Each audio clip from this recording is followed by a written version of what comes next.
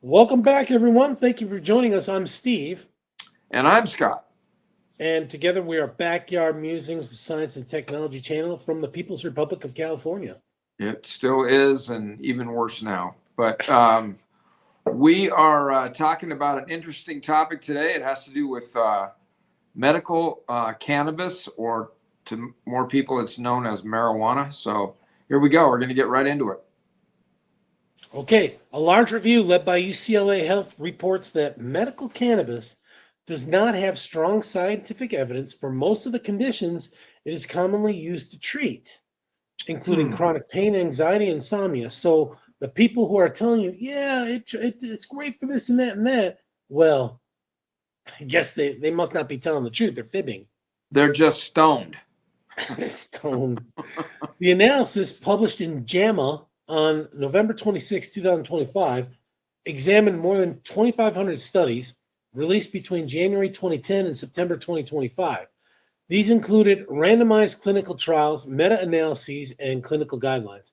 Researchers gave special attention to more than 120 studies that stood out for their large sample sizes, recent publication dates, relevance, and range of topics. The findings arrive as cannabis and cannabinoids, such as CBD, continue to gain popularity. A 2018 survey found that 27% of people in the US and Canada, that's one fourth, reported using cannabis for issues like pain relief, anxiety, and sleep difficulties. Would you like to know more? Yeah, I'd want to. That just seems a little heavy in that, right? Don't you think? Our 25%. neighbors toke the weed. Do they? The new neighbors. Oh, the ones right next to you with the dog? Yep. Oh, okay. Okay, Dr. Michael Hsu of UCLA Health, the review's first author, said many people believe cannabis provides broad medical benefits, even though the latest research often does not support those beliefs. Quote, while many people turn to cannabis seeking relief, our review highlights significant gaps between public perception and scientific evidence regarding its effectiveness for most medical conditions. Uh, and that's according to Sue, health sciences clinical assistant professor at the UCLA Health Department of Psychiatry and Biobehavioral Sciences. Okay.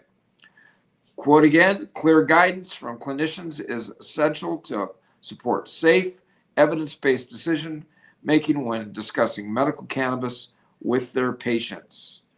Like one toke for Safe, you, one evidence-based. toke for Okay. me, two tokes for you.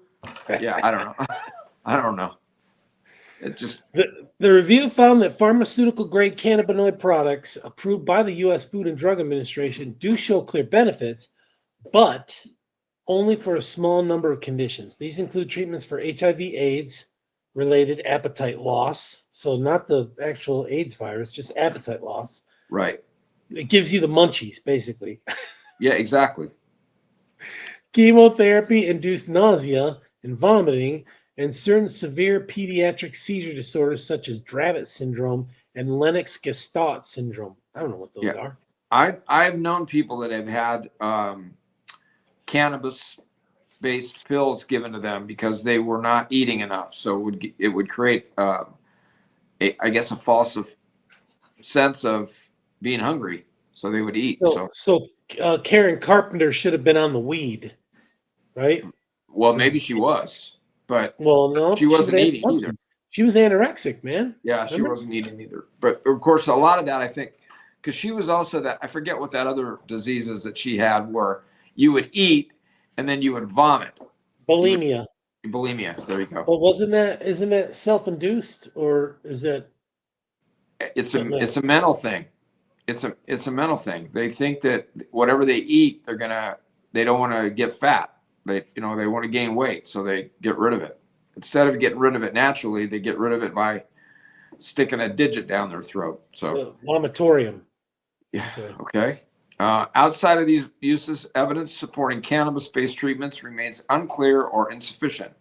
Even though more than half of medical cannabis users reported using it to manage chronic pain, current clinical guidelines advise against the cannabis-based medicines as a first-line option for chronic pain treatment because I think it's like anything else. They're using this and they feel like they're not in pain, but they're probably, it's giving them a false hope, I think. So, Yeah.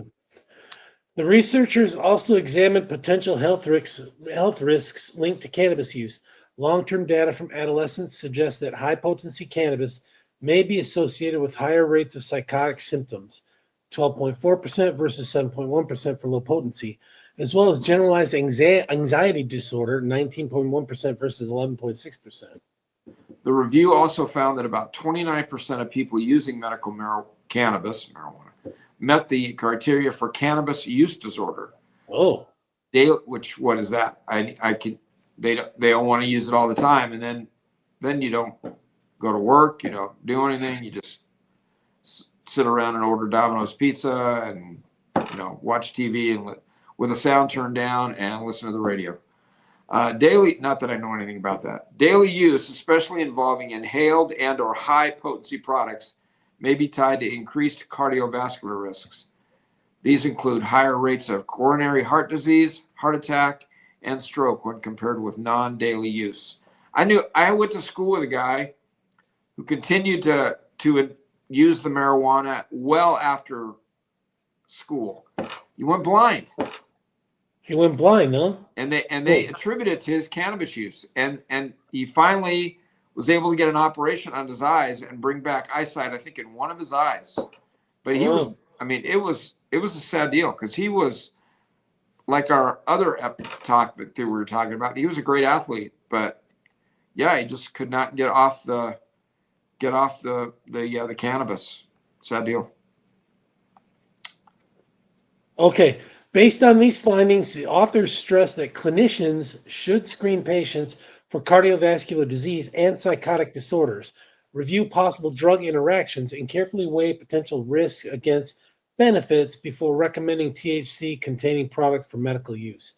Patients, quote, patients deserve honest conversations about what the science does and doesn't tell us about medical cannabis, Hughes said. The authors also outlined several limitations of their work. The analysis was not a systemic review and did not include a formal risk of bias assessment. Some of the studies reviewed were observational, which means their results could be influenced by confounding factors.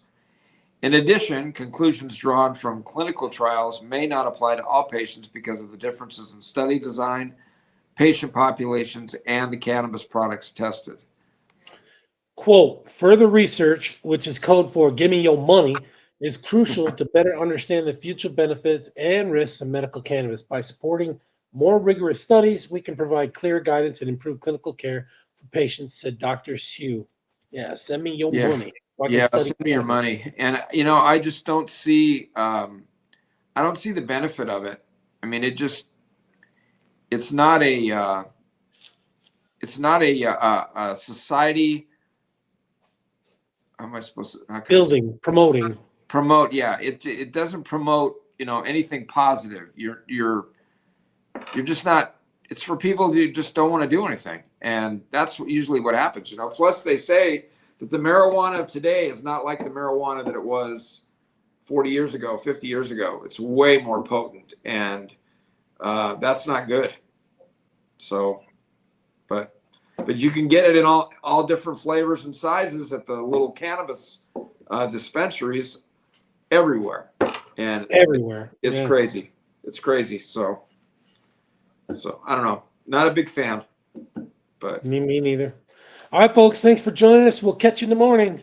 Take care, everyone. Thanks for listening.